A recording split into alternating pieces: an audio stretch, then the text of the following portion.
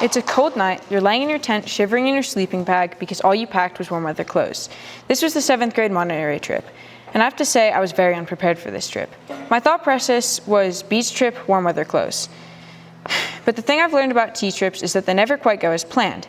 I was cold the whole trip, and after just one night of shivering in my sleeping bag, I already wanted to go home. But I couldn't leave, so I had to find a way to either get warm or have fun. Getting warm sounded the easiest, but after an hour in the cars with the heater on max, I was still cold despite my efforts. I was going to have to find a way to have fun with soggy frozen shoes and no jacket. So I chose what I thought was my only option, to embrace the soggy and cold. So that day, I decided to go in the ocean instead of staying on the shore. As the class ran down towards the beach, to the ocean, I didn't care about being cold. I was just there in that moment. Not thinking about anything for once. I wasn't stressing about what people thought of me or even being cold later. I was just in the waves with my class. That's what I love about the trips. Those moments when you just don't care. See, that year had been hard for me. In 7th grade, I had developed OCD. I couldn't sit in a room with somebody who had coughed without freaking out. I couldn't handle touching a doorknob. I took 3 showers a day and felt completely alone with all of it. This is OCD. I know that now, but at the time, I felt like I was the only sane one. It started in 5th grade. I started to wash my hands constantly, so much that my hands got dry, cracked, and bloody. By 6th grade, I couldn't handle touching a door handle and used hand sanitizer constantly. Going to school felt like a death trap. I couldn't focus on school because all I could think about was how many times has he coughed? When they were sick, did they use that table? Is he holding his stomach or resting his hand? Did I wipe my table well enough? I got in trouble constantly for wiping my desk too much, kicking the door open, and standing up too much to get hand sanitizer, or even being too scared to sit next to someone with a headache. But it got worse in 7th grade. I could barely function, my grades dropped, and I couldn't focus on school because all I could focus on was not getting sick. After every day, I went home and scrubbed my skin raw just to feel safe in my own room, in my own skin. After 2.5 years of this, I decided I needed a change. I slowly started to ease myself into it, and when I finally forced myself to touch a door handle, I felt like I had finally made some progress. After 6 months, I finally felt normal. I could focus in class, and I wasn't stressing about germs. I still feel my heart race at the sound of a cough, but I pushed that away and remembered that that's not me anymore. This 3-year struggle impacted a lot of my life, and a lot of friendships too. But it taught me how to truly persevere and how to fix things in my life I thought I could truly never overcome.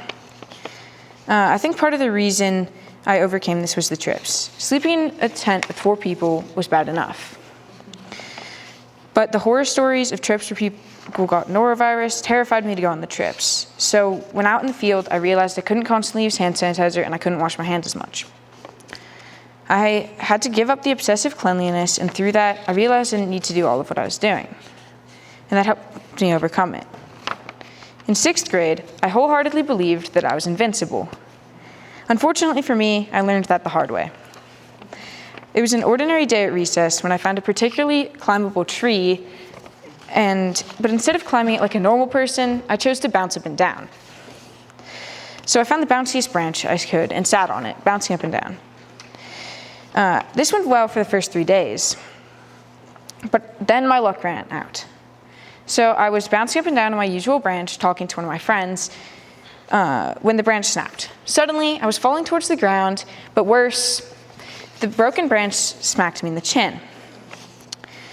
When I landed on the ground, I sat up dazed, but I had already decided that I was all right. My friend looked down at me in horror. Do you want me to get a teacher? He asked. No, I'm fine, I said, all too confidently. I think I should get a teacher, he insisted. No, I'm fine, I said again, now starting to wonder if I was really okay. My friend decided that I was not getting to decide whether I was okay or not, and he grabbed my arm and started dragging me towards the teachers. Soon I found out why he was so worried, as I reached up and touched my face where I was hit, to see blood covering my hand. In that moment, the barrier of feeling invincible that I had broke. I hadn't had a major injury before. As we made it to the teachers, I saw the looks of horror on teachers and classmates alike. I caught a glimpse of my face covered in blood, and after a long drive to urgent care and 3 hours of sitting in an uncomfortable hospital chair, I came out feeling a lot less confident in the 7 stitches of blue thread woven into my chin. But more than just my chin had been impacted. I still remember the moment where I realized this was not no big deal. This was serious. I hadn't had a major injury before, and I never thought about being careful doing anything because in my eyes, it didn't matter how hard I fell or how much it hurt, I was okay. But after I fell, I wasn't just scared to climb trees, I was worried that it would happen again. I was worried about tripping, I was worried about doing Nordic, and I was most worried about downhill skiing. I'm a pretty big downhill skiing, and not going skiing was not like me. I almost never felt scared going river rafting, jumping off a cliff into water, or speeding down the slopes. But after I got hurt, I was suddenly scared that it would happen again. I remember standing on the top of a ski slope, looking down the hill. I felt an unnatural fear, but I went down anyway. I was going slow, although I was scared. Suddenly, I turned straight down the hill and went speeding down towards a jump. Although I was scared, I went off of it and landed fine. I realized it was all in my head. I didn't need to be scared. But I knew that I had to overcome this fear in order to live my life how I wanted to. In social studies this year, we have learned about early U.S. history. In colonial America, people started wars, not thinking about the impacts of their decisions. These wars destroyed people's lives and left lands war-torn and destroyed. This made me realize the cost of holding a grudge and starting a fight unnecessarily, instead of talking about the issue. I realized my mistake. I realized my mistakes with past friendships and that I hold grudges pretty relentlessly, destroying many of my friendships. I also caused fights unnecessarily. So over my time in middle school, I have tried my best to not harshly hold grudges and start fights. I feel that choice will very positively affect me in high school.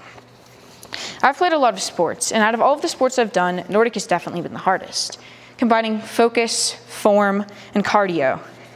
In the beginning of my Nordic career, I was not fast. My form was bad, and I didn't care about the races at all. Now I look back and think about just how far I've come, not in just Nordic, but in other sports in life as well. I used to not put in much effort to do my best. When I got tired, I stopped or gave up. But now, when I get tired, I don't slow down, I go faster, I push harder. Because not trying at all is way worse than failing. Before, I would rather not try, but since then, I have realized that the fear of failure is a terrible motivator because you're not trying to win, you're trying not to fail. You'll never summit a mountain if you're only trying to get to the halfway point. I've made so many memories with my class, and I wish I could talk about all of them. But there's one that I think is the most important, the memory of the last trip. We gathered around the fire as our last time as 8th graders and talked about our favorite memories and all the fun we'd had together. Then the realization that middle school was over started to hit. As I looked around the fire, I felt thankful for every moment I had shared with them, and even though I will miss my class, I'm so happy I got to know them and share experiences and adventures with them. Thank you. Any questions?